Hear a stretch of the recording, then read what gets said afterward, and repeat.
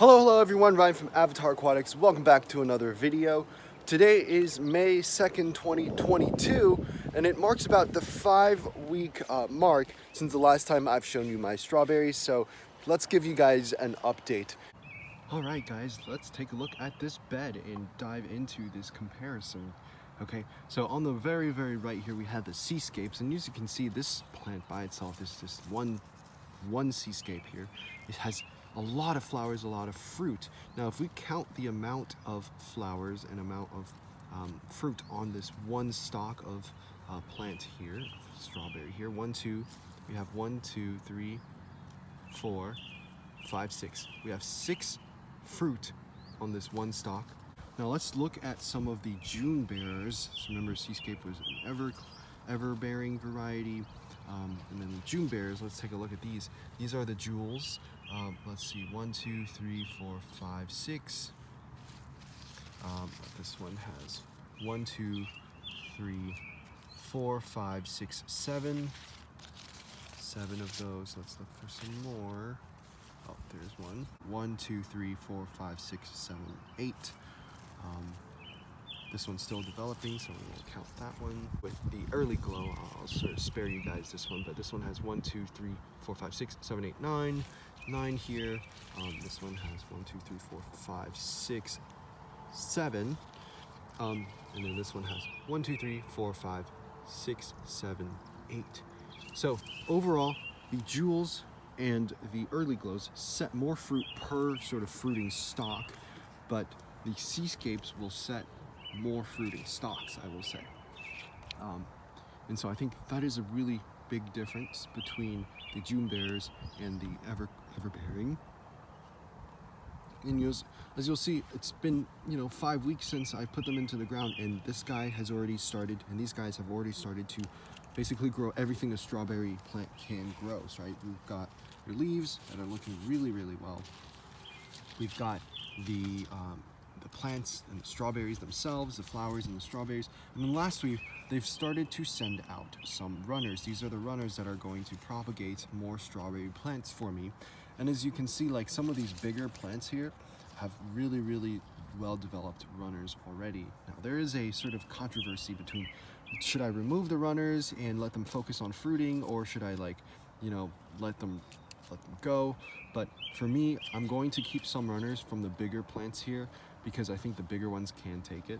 And then the runners on some of the smaller plants I'll start to remove just because I want to make sure that the smaller plants have plenty of energy for leaf production, most importantly, and then fruit production. Another thing that I did was I added compost about 2 inches or so, 1.5 inches, 2 inches under.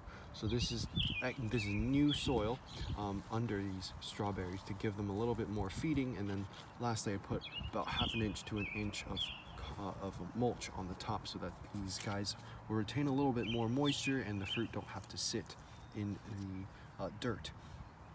Another thing that I did, if you take a look on this side, is, and you split this bed down the middle, like here you got 3 rows on one side, 3 rows on the other, is that you'll notice one side is a little bit bigger than the other. And I won't tell you which one it is because it's part of this experiment, but I basically fertilized 1/2 of this with water-soluble Miracle-Gro, as well as some granular 13-13-13 NPK ratio fertilizer the first week of planting them into the ground as soon as I started seeing leaf growth, because when they break out of dormancy, when they start growing leaves, is the best time to start fertilizing based on this experiment. On the other side, I waited about 3 weeks overall before I started fertilizing. And that sort of delay in fertilizing has caused 1/2 of the bed to be a little bit smaller than the other. After the 3rd week, I started fertilizing both sides at the same time with the same amount of fertilizer, but that's 2-week difference. Okay, and the reasoning behind why I waited was that originally I had thought that because they were bare roots, they needed enough time to establish their roots before I started fertilizing. Otherwise, I would have just wasted the fertilizer. They don't have enough roots to uptake it, enough feeder roots, I should say. But as you can see, you don't have to worry about that. You don't have to have that delay. You could start fertilizing immediately. Now, I will say I did not add any extra fertilizer while I was making the strawberry bed, so we are really starting out with, you know, topsoil, peat moss, and mulch, and a little bit of compost. So that is the difference, and I added compost to both sides of this bed. So I will let you determine for yourself which one is a little bigger, and I will say the bigger one is the one that was fertilized after 1 week in the ground.